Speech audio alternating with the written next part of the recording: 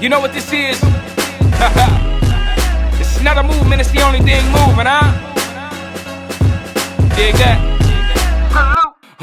Okay, oh yes, the war is coming. The gap keep growing with the wealthy and the slumming. So I use my mental riches for digits to keep them running till my chips come around. Yo, like a Funyun, bite down, get a taste of that Midwest flavor. While I'm at it, let Mr. Rogers just shout out to my neighbors. I ain't mention the journal when I say wake up, get paper. Not talking about Kobe when they mention a Great Lake. Yeah, you in the middle.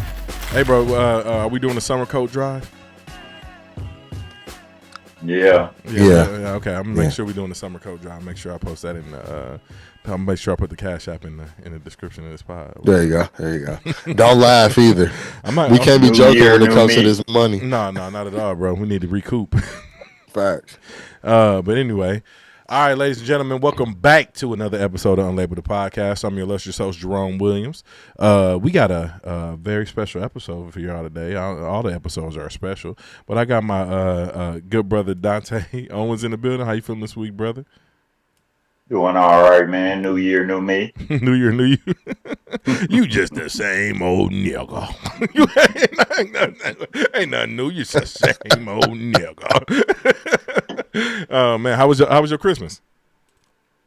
Man, it was pretty good. You know, I spent it with family, so I can't complain. That's what's up, man. I'm glad you had a good Christmas. Also, I got my good brother Lamar Wilburns in the building. How you feeling, brother? Mr. Burner? I'm feeling good, man. I'm feeling good. Thanks for asking. Yeah, that's good. How was your Christmas with your family? How did you do?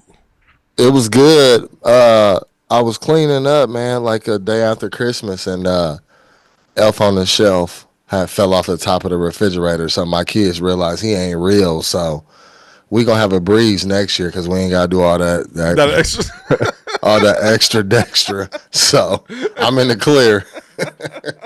Hey, dog, that's hilarious. They was like, "Oh, he fake." I was like, "Yeah." I've been wanting to tell him. I'm like, "Yep." Hey, dog, my daughter fall for it. My daughter fall for it every time, dog. And speaking of which, dog, you just made me realize something, dog. I remember the moment, dog. My ex-wife told my son that Santa Claus wasn't real. She told him when he was like 3, bro. So I've never had the ability to play with him or like, oh, Santa's coming and do the cookies and all that shit, bro. She told dude when he was like 3 years old that Santa wasn't real. Okay, well, how about this one? My 14-year-old, he was like 4, and we was doing all that Santa stuff, and he said, "I know Santa not real." We was like, "How you know that?" He's like, "Because we live in an apartment." I'd have cussed him out. Like, no, he be coming through the window, Negro. Hey, part of me feel like, we believe in magic too much. We need to, as a society, we need to get back to logic and reality. That's what's wrong with these liberals and these leftists, is they believe in too much fairy dust. Dog, you almost made me spit all my water out, dog. Listen, no, bro, we can't liberals and leftists. No, we cannot ruin the kids' their innocence, bro. Like I remember my brother. We grew up Christian, right? Southern Baptist. I remember a few years ago, bro. My brother, he was like, "Oh no, I don't know what he was converting to, but this nigga was like, I ain't doing Christmas or birthdays no more." I'm like, bro, you have a 7-year-old nigga. She been doing Christmas and birthdays for 7 years, and you just gonna stop that out the blue? Now all her friends gonna be looking at her like, you know what I mean? Like, bro, no, we not doing that, fam. Like, no, you listen. You do what you want to with your adult mind, and since you got this, discovered this new, but a kid ain't gonna understand that. All they gonna understand is I ain't got nothing for my Christmas or my birthday. So keep that going. When they get a little bit more logic, then instill in them, hey, this is where I'm shifting to, and these are the reasons why I'm shifting. But I think that's kind of unfair to do that when a person has been on Earth for a little bit. See, I ain't never let my kids believe in Santa, though. Yeah, I ain't even just talking about... Not as hard as I had to work to get that paper. I'm out here making $10 an hour temp service and picking up trash and some more shit. Like, nah. Yeah, no, you can have Christmas, but Santa ain't do it. Dad had to go out here and suffer for that. Yeah, I mean, like I said, I dig it. Like I said, if you want to, like, like if you want to have them a little, it's just the level of understanding that your kids that, if you understand what I'm saying. So if you give it to them early, right out the gate, that's cool. But if you grew up Southern Baptist celebrating Christmas, Halloween, all these different holidays, and then all of a sudden you just pull the rug from under your kid while they're like 7, 8 years old, like, oh, by the way, no more Christmas. They don't got no understanding of that. Hey, FTK. FTK. Oh, whoa. Hey man, hey dog. Yeah, hey, no Diddy. No Diddy. Hey, no R. Kelly either. Yeah. How innocent? What's innocence? Believing in Santa, but at the same time they playing "Get It Sexy," "Get It Sexy." Hey, bro, that's and they twerking. No, you could over conflating the two, bro. That's adult entertainment versus kid entertainment and keeping somebody innocence, bro. So I don't think they too. But that bring up a good point though. Maybe you steal their innocence by they realize like, dang, you willing to lie to me about something that don't even matter. Like you could still do Christmas without the lie of Santa. Right. So I mean, like that's still their innocence, and they're like, man, my daddy a whole liar. Like ain't no fat white man coming down the chimney to give me some gifts under the Christmas tree. Hey man, you gotta give people stuff to believe in.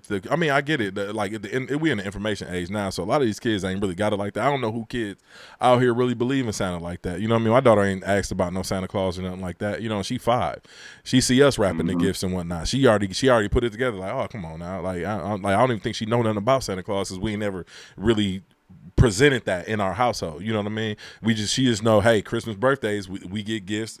Mom and dad wrapped them, brought them for us and everything like that. So I get it. But what I'm saying is like me, I grew up believing it was a Santa. I remember my mom, bro, we had 2 gifts under the Christmas tree. Christmas Eve, bro, it looked like somebody dropped a Walmart in our crib. And me and my sister used to be in awe when we was young. Like when we got older, we realized there didn't want no Santa. I was never mad at my moms for pretending it was a Santa. I appreciated her giving us those memories. You know what I mean? Because now when I think back on that, I'm like, man, my mom's was slick. Like that was fire. You know, I don't hold it against her. Like all my mom's lied to me all my life. I think that's a little unfair. You know. I didn't talk to my mom for 17 years because she lied to me about Santa. You sick of your mom? I can't even laugh at that. I can't even. That's terrible. That's terrible, Lamar. You shouldn't do that. All right, guys. That's a joke, guys. That's all right. Why you over there trying to hold in them laughs like that, dog? That's hysterical. Like let them out, bro. Let them out. But yeah, I understand how people can come to these things. But like I said, I just think it's kind of reckless to snatch the rug from under y'all children. How was y'all New Year? I don't think there's nothing wrong with giving them something to believe in, but I mean, like, it's some real things they can believe in. One of them is they self. You know, so I mean, we could still approach that Christmas and say, hey, you know, you're getting gifts. It's a fun holiday time. This is the time we do this or that. I just think, you know, we could kind of go without, oh, Santa delivered them. Yeah, it's like it could still have the fun memories associated. Mm-hmm. Lamar, any final thoughts on Santa Claus? We'll wrap this up. Ho, ho, ho. What a hoes. All right, we back. We fixed the issue. But how was y'all New Year's, bro? Any Tay, how was yours? What'd you do for New Year's? How were the children? Man, I didn't even do anything for New Year's, man. That really ain't my really my stick. I ain't really do much. Man. We need to come and put some dad hats together that say "Watch Dad," because that's what our problem is. Because I ain't do much either, bro. I just said I sat in the crib, watch TV with the wife and kids, and then I let Nia go outside and watch the fireworks. Cause they go, bro. It is like couple cigars, bro. I wish I had a stick, bro. But they go crazy in my neighborhood for New Year's, 4th of July, Christmas, any holiday, bro. They go like we in Texas. Fireworks is legal. They be going nuts outside over here, bro. You ain't even got to leave my backyard. You can just stand in my backyard and watch them go crazy with fireworks. It feel like you at the lakefront. Like Lamar, you remember how Summerfest fireworks were? That's how I feel in my backyard, bro. They go crazy in this neighborhood. Oh wow! Yeah, that's crazy. Yeah, it's nuts. How was your New Year's, bro? It was good. I did the same thing y'all did. Was in the living room. Well, earlier that day, we closed a couple deals and had a cigar at the cigar lounge here. And that evening, I just chilled with the family. Oh, let me play around. Nothing too exciting. Let play a round of applause for that. Hold on one second. Thank you. Yeah, you know what I'm saying? Closing deals, starting New Year's out with a bang. Starting off 2025 right. Yeah. Some things we can't, announce prematurely, but we'll be sharing with the world here soon. And, to whom much is given, much is expected. So, we're expecting to do a lot more in 2025 based off the seeds sown in 2024. So, stay on the lookout. Hey, that's what's up, man. Listen, bro, I know a lot of people who are fear mongering 2025. I think proper preparation presents piss poor performance. So anytime you ready, you ain't got to get ready. So what y'all doing that wrapping up the end of 2024, going into some business ventures is fire, because that's just setting y'all up for a very successful future. Because there's some uncertainties moving forward. But like I said, if you put yourself in position, you ain't got to worry about getting ready at all. Oh yeah, this our year right here. We're gonna take over. This our year right here. Yeah, I know a lot of opportunity. I know a lot of cats say that, but y'all been moving towards. Y'all been actually putting in the work. So I'm looking forward to seeing y'all growth and the growth endeavors here at Unlabeled. You know what I mean? Hey, clip this up. Yeah, this our year. I want to look like a Nike commercial. Yeah, this our year. We got now. I don't care who got next. Yo, cheap. All right, man. Let's get into it though, man. What are y'all thoughts on these quote unquote terror attacks that we've been seeing across the United States since the New Year's? It was a report that a gentleman, I think he plowed into a crowd, former military member from Houston, plowed into a crowd of individuals on New Year's Eve down in New Orleans. I don't know how many people got hurt and killed, but I do want to say thoughts and prayers out to their family. It's a wild world we're living in. I don't know what y'all optics are on this. Do y'all have any thoughts about it? Do y'all think this was a quote unquote terror attack? Yeah, I think so. I think it was, but I think that with that, it's just kind of state of the world, man, where I think you just never get rid of that. There's so many layers to hate, and information is unavoidable, some of the hate at times. So I think it's just going to be something that's always going to be prevalent, to be honest, but definitely terror. I mean, when you attack, kill, try and harm people who don't even know you, that you don't even know, just for the sake of doing it, absolutely a terrorist attack. Tay, you got any thoughts on that, my brother? Yeah, I agree. I definitely think it's a terrorist attack. I also think, man, we got a culture of that here. It's like everybody feel like, they cornered the market on teaching people and got the wisdom and the knowledge and all that. I mean, you can see it from a Facebook post, and it's just an extreme version of that itself. Like, it ain't a Facebook post, somebody just spouting out their opinion, but essentially he's trying to send some sort of message that he feel like he entitled to give to the world by taking such an extreme action. And it's just weird. Like, why is that such a prevalent thing for American culture? Why is that the method that he chose to use to give his message? And like, you see it on social media, like, we ain't supposed to know everything somebody thinks. Just the same way you see this guy obviously let out what was in his mind to do some crazy things and felt like he was going to change the world in some sort of way. It's just weird. Like, I don't get it. I kind of get it being former military, because when you kind of get a peek behind that veil and see what our country actually operates like, I've been in the federal government since I was 21 years old, and it's when you get a peek behind that veil, you see the evils and the nonsense of what we call liberty and freedoms and giving democracy to the rest of the world, and you realize this kind of BS. It kind of radicalizes you. You know what I'm saying? Especially when you're a person of color, because I believe this gentleman that did this crime was a person of color. And when you see like the evils of America, and you see how our people are treated here, and then the way we treat or the rest of the world, because I won't call them the minority, but the way we treat other countries and everything like that, it can kind of radicalize you. Because I've heard veterans say some of the most outlandish stuff when it comes to, especially black veterans, when it comes to things in this country.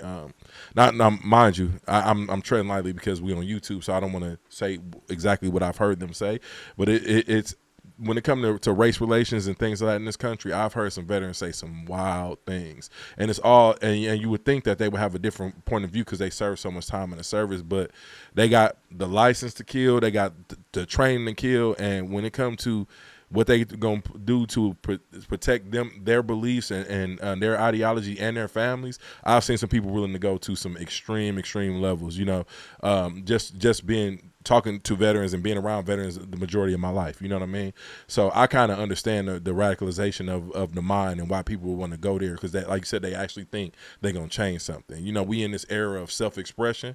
As you spoke about social media and Twitter, Facebook, and all this type of stuff. So people feel like they have to get that out in some type of way, and then you also see the amount of press these terrorist acts, these domestic terrorist acts, all that stuff. You see how much press it gets, and your name is pretty much cemented in history. So that's another reason, especially if people feel like they ain't got nothing else to lose. Yeah, that makes sense though. That's crazy. Yeah.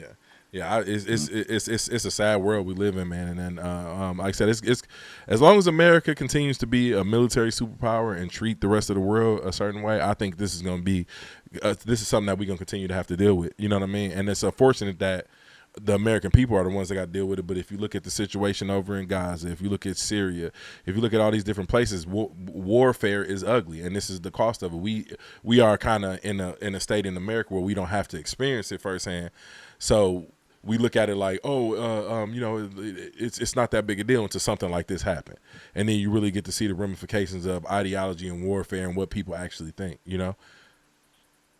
Yeah, I think we all live under the illusion. Like, I'm not under the illusion that being an American citizen puts me in some sort of moral authority, right? In order for me to enjoy this peace and this freedom that's in our country, right, some hands had to get very dirty. Right, some people who I might think was a hero for our country is absolutely the villain to another country. Mm-hmm. And I really understand that. I grasp that concept. So like when I'm seeing that, I'm like, yeah, like, nah, this person was believing a certain ideology. They got over there, that veil got ripped off. That's the same thing about becoming an adult. When you first realize, man, your parents didn't know everything. Mm-hmm. Right, they gave you what they could, but they didn't have all the answers. And as you adult more and more and more, you start to realize how little you know about the world at large. And I think, obviously this gentleman, whatever was going on through his head, like that veil got ripped off, man. He couldn't unsee it. He couldn't shake it, and felt convicted to be so extreme.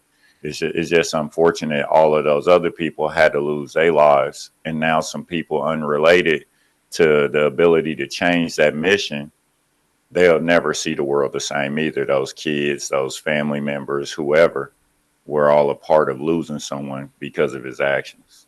Yeah, and this is a huge reason why I think conversation is important, because it offers perspectives. Because a lot of things where people think that they are right, they are 100% wrong. All your beliefs aren't based in fact a lot of the times. You know what I mean? A lot of your beliefs can be contradicted with facts.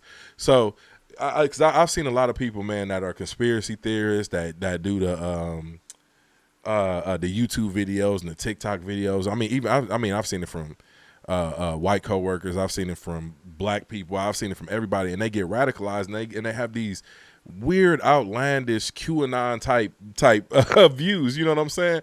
And you're like, man, how do you believe this? And it's just because they're constantly in the realm of consuming that media, or whether it's video, reading a book or something that just has them in that mindset, and they don't have nobody saying, "Hey, man, you know what you're reading is messed up." You know what so you have to. I think that's why it's important for people to get out and have different conversations, because then you ain't so radicalized. Some people are just so lost in the sauce it ain't no changing them, and some people can be once you get around the right group of people and have the right type of conversation, they can be talked off of a ledge. You know what I mean? But for the most part, I think this is why a lot of people need to have conversations and get out their communities and learn more about people overall. I think a lot of the radicalization of humans can be fixed because of that. You know what I mean?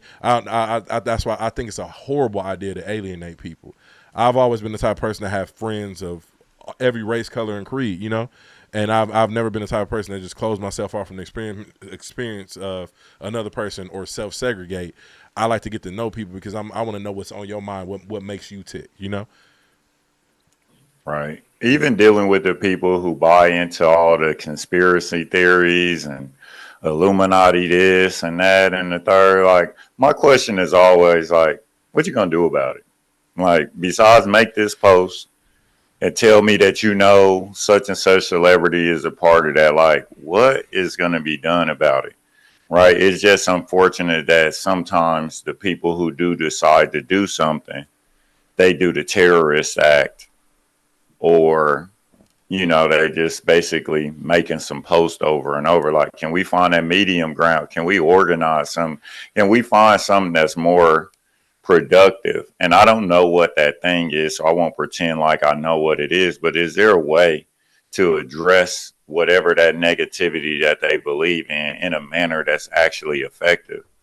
And that just requires a certain sense of unity and camaraderie among people. But generally, the people who believe that, they kind of loners. They kind of off to their own. So I don't know. Mm-hmm. I mean, we see it a lot in our community. When you say people are kind of loners with this, and I'm treading lightly here because I am pro-black, but with this black radicalization, because you see people who are talking like everything is back in the 60s, or that there's gatekeepers who's stopping us from achieving a certain level of success, when really it's not. It's a lot less gatekeepers than it was, you know what I'm saying, 40 years ago. So anything that's holding you back from your success is really just your own, because we in the information era. Now, if you can't get to a bag, it's probably something that you're not doing correct. It ain't really no gatekeepers or your neighbor saying, "Hey man, I don't want you going to this school. I don't want you in this neighborhood," or anything like that. You know what I mean? It's probably something that you're not doing correct. So if a lot of us get in this state where we start reading all these historic facts and everything, and be like, "Oh man, that's how I feel," or it might seem similar when I say this all the time: a person next door to you making $90,000 a year, they ain't stopping you from going to make the same amount of money. You know what I mean? They ain't even in the position to stop you. And I'm talking about white people. If you're in a white neighborhood, they ain't in the position to stop you from getting your bread. They ain't coming and burning no cross on your lawn like it was going on in the civil rights era and everything like that. So we need to focus less on that and focus on how do we get to our level of success that we want to see. Yeah, if I can blame somebody, then I don't have to take accountability for the fact that I'm lazy, that I'm sitting on my hands. Yeah. Like, if you broke and you could tell me about your favorite TV show, like, yeah, then you should be broke. Right? Like, that's just what it is. Yeah. Like, you talking about, racism, this and that. We buy into anything that make us a victim, and that's why we easily preyed upon. And we easily preyed upon by our own people at that, because everything is a victim. If I hear Umar tell me that that the real reason I can't make it or got the education or emotional acuity or whatever it is because some white people took something or stopped me from getting or whatever it is, like, then that makes it easy. I can go ahead and say, see, it ain't really my fault.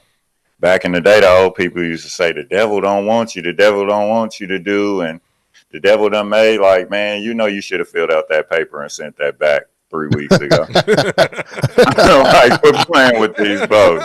That wasn't the devil, that was you. That was your full ass. Yeah. You know what it is? It's exactly what Tate said. And the reality is that It's so much easier to say what you would do if you was in the game versus you working hard enough to actually be in the game. And you see everybody talking about credit repair online, and all the advice and every step it is everything under the sun except pay them people their money. I'm just sitting here like, bruh, oh, you want to send this later and then like every loophole there is versus, hey, call T-Mobile and get them that $150. Mm-hmm. Pay your You goddamn know, bills. but Open but in the mail. instead of that, we want to, you know, just take advantage when sometimes we just gotta understand, man. You got to go through the fire. You know, it is what it is, and more times than not, especially when you talk about, financial literacy, all that stuff, and debt and all that. Hey, you may not be able to get out of it as quick as you got into it, and that's okay. You may go. You know, I lost my train of thought, but you may max that card out in one weekend for Yeah, Christmas. yeah, You ain't yeah, gonna be able to pay. You ain't gonna yeah. be able to pay it off in January just because you manifested it. Mm-hmm. Nah, that interest gonna be a little discouraging. You gonna have to go through the fire. I believe they say like once you max a credit card out, like a $10,000 credit card, if you max that out, I think they said to take like making minimum payment, it could take like 10 to 20 years to pay that off. It's something. It's You'll something. you'll die. Yeah. You'll die before that's paid off. Yeah, it's something to that nature, and I think that's a very valid point that you said. Like, not yet. We do a lot of that blame, like I said, placing the blame on somebody, but when really it's the mistakes that we made. We made the bed. Now you got to lay in it. You know what I mean? Sometimes you gotta bust your ass to get up out of that debt. Yep. Yeah, that's crazy. That's why the Derek Jacksons of the world, and like we just easily preyed upon because like we always looking for it to be somebody else's fault, some sort of escapism. Like, man, it was racism, and we taking this action because of slavery, and we doing this. Like, yeah, but at a certain point, man, we just gotta want to take control of our lives. And that's just got to be the narrative among our people. Like, are we affected by things that happened in the past? Are there some barriers that we face? Absolutely. But one thing I always want my kids to focus on is what it is that you can control. Right. Pay them people their money. And I do identify as a victim because there's a few people on Facebook I done sent $100 to in need. They don't even like my pictures no more. Man, go ahead and keep that little $100. God bless you. I ain't worried about it. Like and subscribe, and we call it good. Hey, think about this though. Like, hey, dog. If all it takes is $100 to keep them away from you, bro, they probably need to be around you in the first place. That part. Hey, man, some of y'all done send $100, then try to look out and assist. You know, hey, man, go on at least like and subscribe. Hey, I ain't mad at you about that $100. You know. But yeah, that's what we do. Pay people that money back, man. You borrow that money, pay it. Mm-hmm. Facts.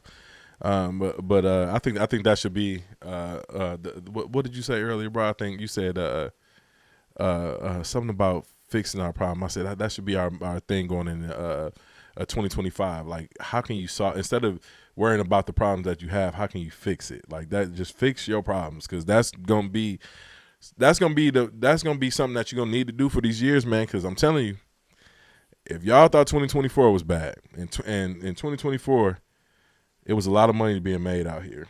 The stock market was going crazy, everything. If y'all think 2024 was bad, wait till y'all see what 2025 have in store for you. Especially if your ducks ain't in a row.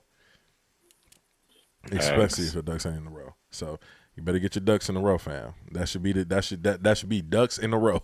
Should be the slogan for 2025. Yeah. We done told a couple of our employees, hey, you can come and tell us what the problem is, but the same thing, you better come with a solution too. Otherwise, you just complaining at that point. Right. Yeah, man. So, like I said, thoughts and prayers out to the families of this terrorist attack that happened in New Orleans, because that was what started us on this conversation. So, yeah, I like the way that the political leadership in New Orleans handled that. They was on the news like 90 going north. Every last one of them, mayor, governor, police chief, everything, sheriff, all that, kind of guaranteeing the people of New Orleans their safety with the bowl that was being played the next day. So shout out to them. I like to see that presence. Like I said, that was inspiring because you seldom do you see that. It's just a couple people making remarks, but with something of that nature, I think they did the right thing with all the political officials being there of every race, political affiliation, and background. I thought that was really dope. All right, moving on from that though, Jimmy Butler, man. Let's talk about Jimmy Butler. Let's talk about sports for a quick second. Jimmy Butler has requested a trade from the Miami Heat. It's I think we talked about this before. It's a lot of drama surrounding that, but I don't even really want to talk about the trade so much. I want to talk about the way it's reported, this Shams, this Wojs of the world. I hate that type of reporting in the NBA. I don't know how y'all brothers feel about that, but I can't stand it. I think the over sensationalization of these, excuse me, these prima donna superstars, I think it need to be stopped. I don't even think when these characters demand, these hoopers demand trades, I don't even think it should be covered in the news. I think they should let the organizations deal with that and send them wherever they want to send them. I don't know if y'all agree with that statement, but I'm so sick of this damn reporting, the way they report these trades and these prima donna superstars now. Yeah. Yeah, don't go all at once. Mind it. Yeah, I don't necessarily mind it when it comes to like as far as them, like the players want to request the trade, because the organizations don't really got no real loyalty to the players either, right? You only as good as you are useful. But sometimes, like with some of these guys, man, they making it like it's a bigger deal than it is. Like Jimmy Butler, where is he gonna go that really moves the needle? Like, we don't care. Like, I'll take him maybe LeBron, I might care, but for the most part, who cares? I'll take him on the Lakers. They're still gonna lose. I don't care, but I'd rather have them put up a fight. I came in like a wrecking ball. I never been so Who you gonna high. give up for him? Rui Hachimura and Cam Reddish. They gonna give somebody that's too good for Jimmy Butler, but yeah, like I'm just talking shit. I'm being facetious, but I think, like I said, because the NBA got a slew of problems. Of course, the 3-point shooting, all that type of stuff, is a huge problem. But like I said, I think the WWE sensationalization of this just does not work for this era in sport. We need to get back to some analytics and some reporting and like showing highlights. Well, I don't even remember the last time outside of Instagram that I seen like highlights. And when I say Instagram highlights, this is somebody getting to it before the NBA get to it. Like I don't remember the last time I seen a highlight of somebody taking off and just banging on somebody. It was like 3 years ago, some Anthony Edwards stuff that I've seen. But now they got him taking too many damn jump shots. You know what I mean? I think that this is a huge problem. It's just the news cycle of the NBA is bad. Don't nobody care. So I think I agree with that. Yeah, that's what I'm saying about this Shams type reporting and this Woj type reporting. It's obnoxious. So like I said, to me, you have froze for a second. Hold on a second. It's doing it again. Am I froze? No, you good. I don't know why it was froze on my end. All right, whatever. It must be a glitch in the matrix. Elgato trying to come sponsor us again. It's the NBA. It's the NBA. They hear us talking about him. Like, freeze that nigga internet.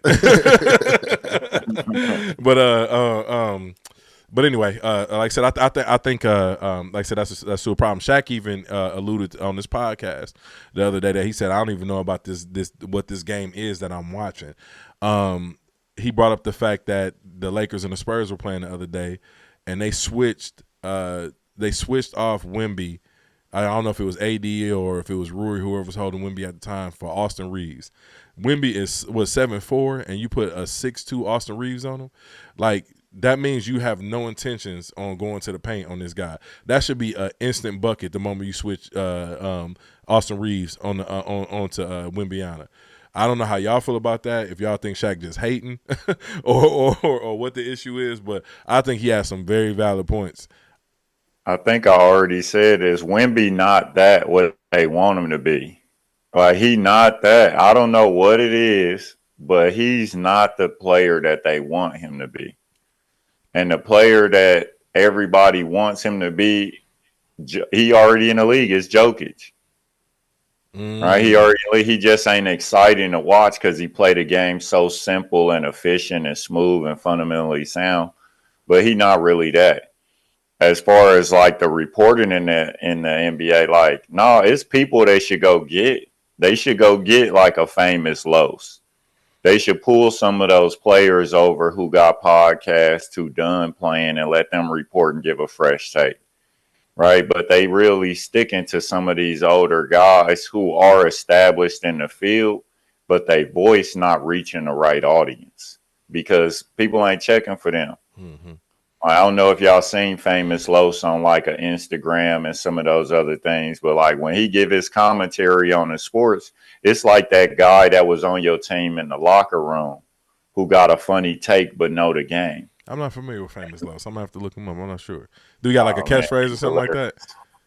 Man, he got all kind of little euphemisms and stuff. He a huge Golden State Steph Curry fan, and he just really talk trash about the game. But it's just hype, man. When he give his perspective, like those the kind of guys that you really need to be in the forefront. I'm not saying Stephen A. isn't established where he could give his commentary, but people would tune in for that. So if any of the viewers know about Famous Los, man, comment because he's that guy. Yeah, and I think that's the issue with terrestrial TV is just too many old CEOs who don't got their coach on they finger on the culture, so they're not going to find these guys because there's no reason why you got the Paul Georges, you got the all of the smoke. Even though I'm not a huge fan of their podcast, you got the pivots of the world and everything like that, and they doing better sports entertainment than a network that's known for this. The Pivot Fire podcast is absolutely insanely good. Like every time they come on, I'm watching that. Like, you know what I mean? And these are all former athletes, and they killing the game with their report. And this just goes to show you why they're so successful. I know these guys probably don't need an ESPN because they built such huge platforms themselves, but I think you spot on with them going to get these different platforms like that to get some better reporting going on. You know what I mean? I think that would save what ESPN is now. Not to mention putting the whole platform on YouTube. I think more stations on terrestrial TV should lean into that. Putting like even if you ain't putting the whole episode, but like at least putting clips out or even just design shows strictly for a YouTube channel. You know what I mean? Because it ain't going nowhere. YouTube is here to stay. Yeah. What about like we missing like when Stuart Scott passed, we missing that bit of flavor and energy. Mm-hmm. So it's guys who doing that. What about that 520? Like Jeff Teague, hilarious. Yeah, Jeff Teague got a real good show too. Yeah. Yeah, like that show is great. Like they need more of those guys, young, fresh takes. They still respectful of the players, but they keeping it real. Hey, this guy on the chopping block, man, he not what we need on the team. We don't want to hear Stephen A. scream at another person who share the same viewpoint as him from that older generation, right? They need that young, fresh voice. Like they need to market to a younger generation and get them enthused about it. I think ESPN, when you talk about Stephen A. Smith and all those guys, I think they serve a purpose and all that. I think they're knowledgeable. I think they're entertaining, but I think it's how we digest the information. You know, you got to wait until excuse me, you got to wait until 11 a.m. for First Take to come on, and then there will be clips of First Take, you know, on the internet somewhere. These guys with these podcasts and Famous Los, for example, you get that in real time. And then, like, when they got a show, it's so entertaining because you getting all this real time information. It just stick better versus like, hey, at 11 o'clock, I may be working, I may miss that. And if I see a clip of you know, Shannon, okay, I go check Shannon podcast out because I saw a clip. It just don't digest the same. Like ESPN is just such a dinosaur system on how they deliver the information. And it's like, hey, people ain't sitting around waiting for 10. We ain't waiting for skipping. Ain't nobody waiting no more because all the information in these takes are coming in real time. Mm-hmm. And to y'all point, you got people that are closer in generation and hip. And when you a player, man, you do have a different insight. But on top of that, Some of these guys have charisma, are good speakers, and you start to see their talent and ability outside of basketball, which make them, because everybody doing the podcast, but it don't catch you. But if you look at like Jeff T's charisma and all that stuff, and he was a baller, Yeah. like that stuff matters. And I can be authentically myself. We ain't trying to be too professional, but we ain't idiots at the same time. It just land better. Yeah, and I never saw that coming from Jeff T. Like like you said, his charisma, his swag, the way he carried talk about the game. I did not see that coming from him at all while he was a player. So it's really dope to see him in the later career embrace media in the fashion that he did. Facts. Yeah, man. But while we gonna keep it while we in the realm of sports, we gonna keep it on sports. I don't even know if we solved any issues because. Listen, I hate doing this show tired, but listen, Lamar, I got a good workout in right before this show, and Lamar kept me motivated through the whole thing. We was on the phone. I told him, I said, every time I get on this treadmill, I'm calling you because I feel like I was on the treadmill for 10 minutes. I was like, that phone call made that go fast. So he gonna be my accountability buddy, my thunder buddy in the evenings from here on out. I'm just here to lead, motivate, and develop, guys. Hey, yeah, you did your job. I can tell you that much. If you're in the Nebraska area, lmdsne.com, we love to have you. We're now hiring. So lmdsne.com. No, shameless plug. That is hysterical. But anyhow, I don't know. Since we're in the realm of sports, let's talk about Mike Vick, man. Something happened the other day that kind of ruffled your feathers, Bernie. So I'll let you take this one. Can you cue Who Let the Dogs Out, please, as I say this, just to go back and do it? Here go the thing that triggered me. You're seeing a lot of people, and mainly it's people of less pigment, but they're like, hey, why does he get a job? He killed dogs. Okay, I understand that. Standalone, great. But the reality is that America, in every facet, we love a redemption story. We love to see someone pull themselves up by their bootstraps. And when it comes to Michael Vick and other black athletes, we got to keep the playing field even because it's just ridiculous. If I'm a parent and my kid plays football, who better else than to teach them than Michael Vick? I don't really care about those dogs. And nobody really does. And that's the sad part because most people care about the things that are theirs. And all the dogs aren't mine. I don't have many dogs, figuratively and metaphorically. So I care about the 2 dogs in my home. Them dogs were his. He bred those dogs as machines, and he fought them as such. They found him to be guilty. He served his time. I think he should work with kids. I think any of us, if you look back at a decade and a half ago, none of us, well, some of us, we aren't doing the same things we were doing a decade and a half ago, right? So you would just think by nature, he would be like, hey, don't do stupid stuff because I suffered the penalty, but let's talk football. This dude has forgot more about football than some people will ever know. So the fact that we act like that's not reality is just weird as a society. And it's coming from dog volunteer workers and, most people that let dogs get in their bed and kiss them in the mouth type of crowd. But it's still ridiculous. Stop kissing them dogs in the mouth. Since y'all so smart, their mouth ain't cleaner than humans' mouths while y'all trying to say that. They just don't be getting sick and stuff because of the bacteria in their stomachs. Their mouths are absolutely dirty. They eat their own butts all day. So I just want to throw that out there because people love to say, well, their mouths are cleaner than a human's mouth. No, it's not. That's a lie from the pits of hell. I rebuke that. Nasty. Kissing dogs in their mouth. And you want to talk about this man who served his time. Stop it. Hey, listen, man, it's hypocrisy at its finest, man. Like, y'all set up the judicial system in America.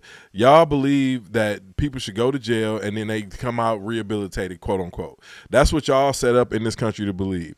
Mike Vick served his time. He did what he did with the fighting the dogs decades ago, right? Or a decade ago at least.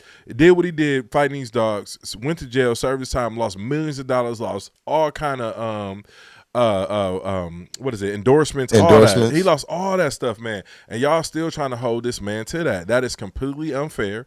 It is disgusting, and it speaks to the way that America treats black men. And that is like, I know it ain't, like you said, ain't nothing fair but where they judge pigs at. That's been a running joke on this pod. But at the same time, man, we gotta stop this demonizing black bodies. We have to stop this. Like every black man ain't out here thugging and all this type of stuff. And like I said, Lamar alluded to earlier, I'm not doing the same stuff I was doing 10, 15 years ago. I'm a completely different man. I might have been a horrible human being 10, 15 years ago in somebody's eye. I'm a completely different person than I was then. I know I was the villain in somebody's story 10, 15 years ago. I'm a completely different person now. I've matured. I got a family. I'm raising my kids, with the maximum amount of what's the word I'm looking for?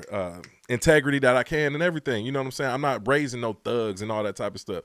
Give Mike Vick a chance. And his story is worth telling to a young person from the environments that we from, and that's gonna say, hey, I did this, it cost me this. And not only that, now let's talk, like Bernie said, now let's talk football. That man has a story. He came through the fire. He ain't out there fighting dogs now. Everybody else done forgave him. He back in media. Like, you know what I'm saying? So why are we sitting up there trying to keep saying, oh, he did this 15, 20 years ago? You know what I mean? That is completely unfair. And we only do that to black men in this country. If he would have worked at a dog shelter and been stealing people dogs, or been like a dog bandit, was like stealing people dogs and fighting dogs, okay, that's egregious. None of us put in on the dog food. He raised them dogs and bred his own dogs as machines and fought them. Hey, we can go back and forth, right or wrong, cool. But it's his property. And we talking about America the Great, that's his property. Nobody care about dogs. For a fact, by census, pit bulls have been banned in neighborhoods, apartments, dog parks forever. Pit bulls are the black people of the animal world. Everybody hate pit bulls. He was fighting pit bulls. He wasn't fighting Dalmatians. Yeah. He wasn't fighting purse poodles. He wasn't fighting them $5,000 ugly dogs that look like they got something wrong with them with the saggy face. He wasn't fighting those. He was fighting pit bulls that y'all don't like. Come on. You can't even take a pit bull to a dog park. Mm-hmm. Yeah. And he fought his own dogs that he paid for they food, and he raised them and bred them himself. Come on. Yeah. We got to grow up. Yeah, a lot of immaturity. Yeah, 100%. And like I said, if y'all set up this judicial system, y'all like I'm gonna reiterate that point. That man did his time. He did with it. And like I said, it's hypocrisy at its finest. And I hate that we got to do this when this man is getting opportunities that is gonna elevate him. You know what I'm saying? Like we got to stop doing this, man. This man ain't even looked at a dog in over 2 decades. He probably see dogs and be like, man, you know what? I ain't going in that room. You know what I'm saying? So, yeah, like, and then on top of that, Bernie, how many dogs you think get euthanized throughout America on a daily basis? I don't see no outcries for them. I don't see y'all saying release these dogs into the wild instead of euthanize them. I don't see no kind of outcries for them. No, y'all turn a blind eye to that hypocrisy that we have in America, thinking that that we could just ignore certain atrocities but pay attention to the small shit is crazy to me. Like I said, everybody who's listening to this podcast is probably listening to it on the iPhone where they mine the cobalt in your damn iPhone in Africa with child slaves. According to shelter animals, around 400 dogs, 400,000 dogs are euthanized in shelters in the United States each year. Again, I am a victim of having a dog put down because she got loose and a lady tried to get her at one point, and she was a pit mix. It was actually a wedding present for us about many years ago, 10, 11 years ago. Anyhow, we moved into a new property. The gate, we didn't really understand how to operate our back gate. The dog got out, long story not so long. Somebody tried to rescue it per se. She bit him. Well, we couldn't afford, the fine we would have had to pay as plus as kind of like the maintenance of having her or upkeep to have her since she bit somebody going forward. And the alternative was to put her down. So they killing 400,000 dogs a year anyhow. But again, pit bulls, like people of pigment, they just get an unfair shake for all intensive purposes because the pit bulls bite, lock, and shake. But yeah, they don't care. People don't care. Only when it's convenient. Only when you can knock down, dumb jocks. That's how they look at people. They want a dumb jock, and it helps that he's black because it's other athletes that murdered people, have been a part of domestic violence, and they get other opportunities to be employed, and no one says anything. So it's just stupid. 100%. But yeah, get off Michael Vick back. Let this man get that opportunity that's presented to him, man. Culture, man. This cancel culture is out of control because it's almost anti-wisdom, right? Like Michael Vick did the crime, he did the time, came out, worked a $9 construction job. If we keep him away from the youth after he turned his life around, he's going to be in a position to not block some other young man who he can recognize, man, he's about to go down that path. Right? So if we cancel out everybody who makes a mistake and turns their life around, man, who's going to tell the kids like, hey, man, this is why you shouldn't do that?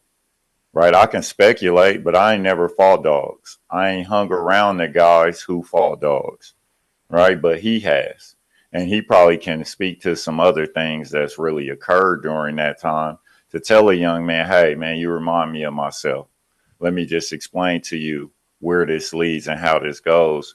And this cancel culture and, oh, we can't forgive them and all this. Man, listen, 400,000, it'd be all right. Let this dude go ahead and share the wisdom that he's gained from his time, from his life experience, from being a star to losing it all behind something foolish, to maybe steer the future of America in the right direction. Facts. I think it's only right. Like I said, everybody has a story. Everybody done lived through something, did something that they probably ain't the proudest of. And anybody that says otherwise is probably full of shit, or what do they call them? People that lie and believe their own lies. Compulsive liars. Compulsive liars. You know what I'm saying? So everybody done did some shit they ain't proud of, but it's part of your story, and it allows you to like I said, to teach the generations coming behind you on what not to do. So I've been through a lot of stuff, and I definitely try to teach my kids on this ain't the path you want to go down. Continue to get your good grades, have integrity, don't lie. You know what I'm saying? Don't steal, don't cheat the game. Like, you know what I'm saying? Like just go do what you're supposed to do, and you'll be successful. I know they're gonna bump their heads. I still got little kids. I know they're gonna bump their heads in the future once they become young adults and young ladies. But hopefully they know that they got me to fall back on and my knowledge and wisdom. Yep. Bump your head, don't bust your head. Yeah, I like that. Y'all think Joe Budden was really sleepwalking? I'm gonna probably have to say no, man. Absolutely not. For those he was on smack. He was on smack. He was on smack, ladies and gentlemen. He was smacked out. Y'all made Burner put the cowboy hat on, man. Y'all done made him put it on.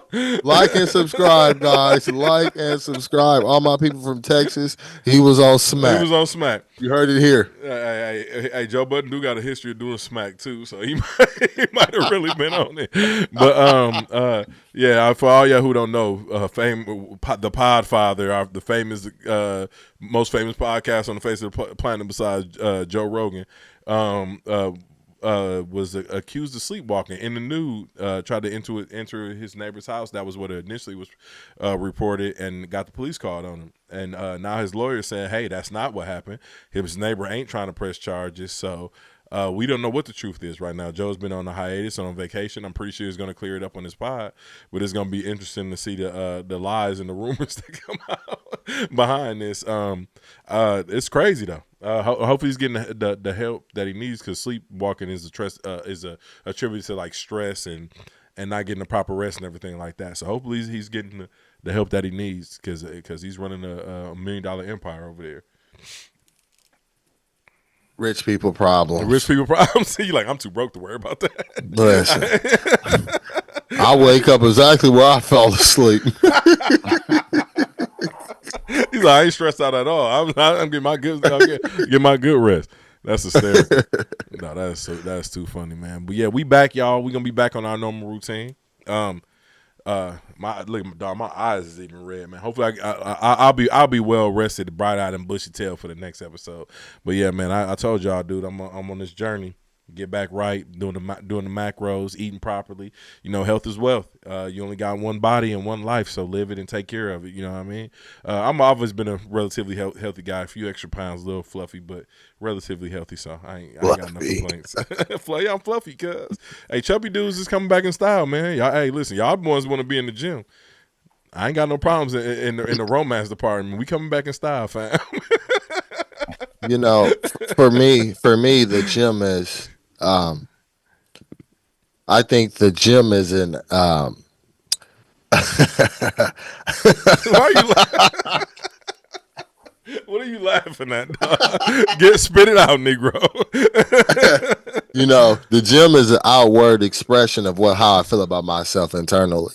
And so on this journey of leading, motivating, and developing, it encompasses several different facets. The first facet, when we talk about leadership and leading, is action. So that's what I look at as, look at being in the gym. And the second part of that, motivating, is while you're in the gym, it inspires other people and it motivates them. So by your action, there's a reaction. That's the motivation. And then fortunately or unfortunately, once those two things happen, people ask you for your help. And then that's where you have the ability and the privilege of developing. Yeah. So that's how I look at now, attempting to eat right, attempting to be consistent working out, because in my mind, it falls in line with the vision and with the business. And I think successful businesses, when you look at the Steve Jobs, you look at the Elon Musks, their work is their life. And so I don't take that lightly. Yeah. And I think that as we approach 2025, the first assignment that God gave man was a job. And so when we work, it has to be our life. But then it's like, what does that look like? So I'm thinking we're coming up on something where we're in our life's work. And so I think it's serious. And that's just how I look at it. Mm-hmm. No, that's good. That's a very good point. I know fit people have to get annoyed though. Just like tall people get annoyed. People ask them about their height all the time. I know fit people have to get annoyed with, like, man, how you get jacked like that? How I work on this? How I work on that? I know that has to be annoying to people who are constantly like in really, really good shape. Only Dante get that. Nobody ever said that to me. That's the Dantes. That's what I was just about to ask Tay, because I knew he get that a lot. Tay, is that annoying to you? That's not even what they do. What people do is just go out of their way to lie to me about something I don't care about. They're going to come up to me and be like, man, yeah, I'm about to get back on it, man. I'm just trying to get back in the gym and hey, bro, I didn't ask you that, bro.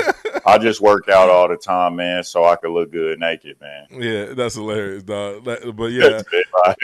Yeah. Hey, can I make a plea too? I'm upset, bro. The world, so we've been in the gym still, whatever. The gym is ghost town.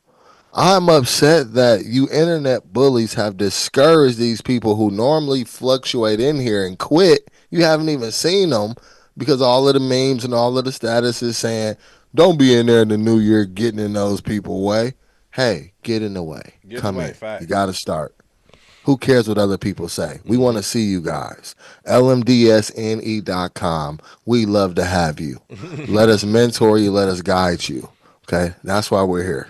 Hey, listen, man. I think that's a very good point though, because like, I've you probably can't tell, but I go to the gym a lot, and even when the days that I don't want to go to the gym or don't want to work out, bro, just showing up like is gonna get you to it. So like I said, the shaming ain't gonna do it. What you laughing at, Lamar?